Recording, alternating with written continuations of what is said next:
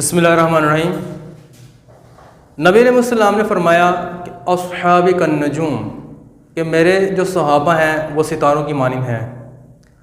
अब देखा जाए तो हर सहाबी की अलग-अलग खसूसियत है, अलग-अलग खूबियाँ हैं, और इनकी खूबियाँ जो हैं उनको शुमार में नहीं लाया जा सकता। तो नबी अलैहिस्सलाम ने फरमाया कि मेरी उम्मत के बेहतरीन जो रहम करने वाले हैं, अरहम बि उम्मती उम्मती अबू बकर, मेरी उम्मत पे सबसे ज़्यादा रहम करने वाले अबू बकर हैं। और अल्लाह रब्बुल इज़्ज़त के अहकामात पर सख्ती से अमल करने वाले या अमल पैरा करवाने वाले उमर फ़ारूक हैं। और हया में सबसे जो कामिल हैं वो उस्मान गनी हैं। और फरमाया कि वह अक़ज़ाहुम मालिश, और मेरी उम्मत में बेहतरीन फ़ैसला करने वाले हज़रत अली हैं।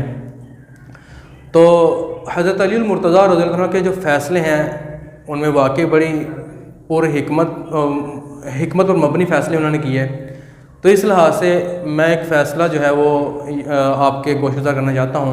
एक शख्स था, वो अपने तरके में 17 ऊँट छोड़ के चला गया।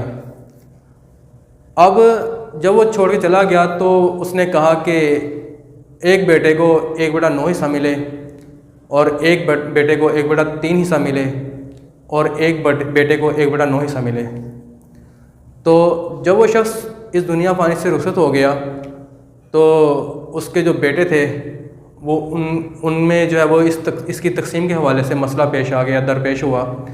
तो वो अपना ये मुद्दा, अपना ये मामला लेकर हज़रत अली मुर्तज़ा रज़ियल्लाहु अन्हु की खिदमत में हाज़िर हुए।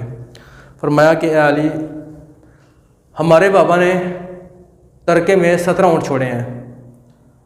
तो उनकी तकसीम के मुताबिक कहते हैं कि 1/9 हिस्सा यानी नस्फ़ हिस्सा जो है वो बड़े बेटे को मिले, और तिहाई हिस्सा दूसरे बेटे को मिले, और 9वां हिस्सा जो है वो छोटे बेटे को मिले। तो अगर हम इसको ऊँट को अगर नस्फ़ तकसीम करते हैं तो तकसीम तो अमल में नहीं आ रही, तो इसका क्या हल निकाला जाए। हज़रत अली मुर्तज़ा रज़ियल्लाहु अन्हु ने जब उनका ये फ़ैसला सुना, मामला सुना, बात सुनी, तो आपने फरमाया कि अपने ग़ुलाम को कहा कि एक ऊँट बैतुल माल से लाया जाए। अब देखा जाए तो ऊँटों की तादाद कितनी है?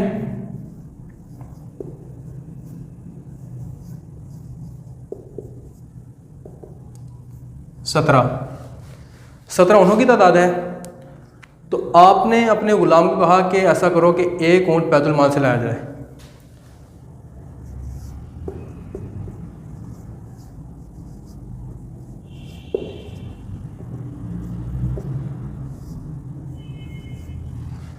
अब एक ऊँट बैतुल माल से लाया गया।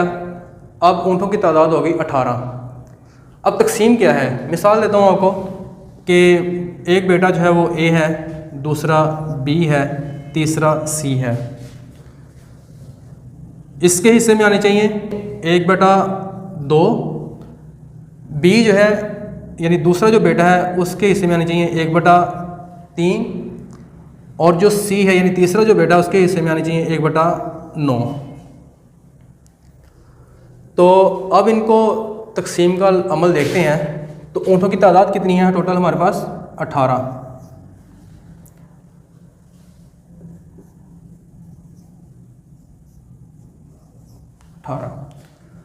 अब इनको तकसीम किया जाए।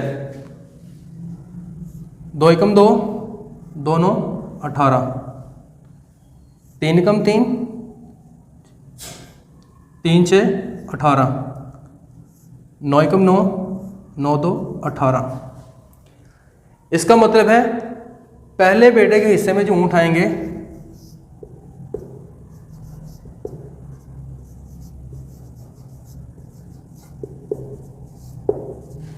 उनकी तादाद होगी 9। दूसरे बेटे के हिस्से में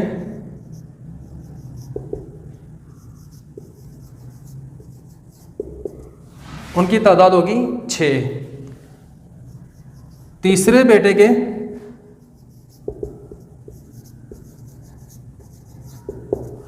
उनकी तादाद होगी 2। अब इनको हम जमा करते हैं। 9 और 6 15, और 2 17।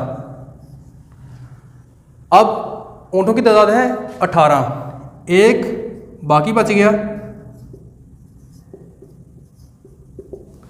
आपने फरमाया कि ये जो एक बाकी बच गया है इसको वापस बैतुल माल में रखवा दिया जाए। तो देखें कि किस तरह हज़रत अली मुर्तज़ा रज़ियल्लाहु अन्हु ने एक बेहतरीन फ़ैसला फरमाकर उनकी तकसीम को जो है वो बराबर सराबर और वसीयत के मुताबिक तकसीम कर दिया। ये थे हमारे सर के ताज साहबी रसूल हज़रत अली मुर्तज़ा रज़ियल्लाहु अन्हु।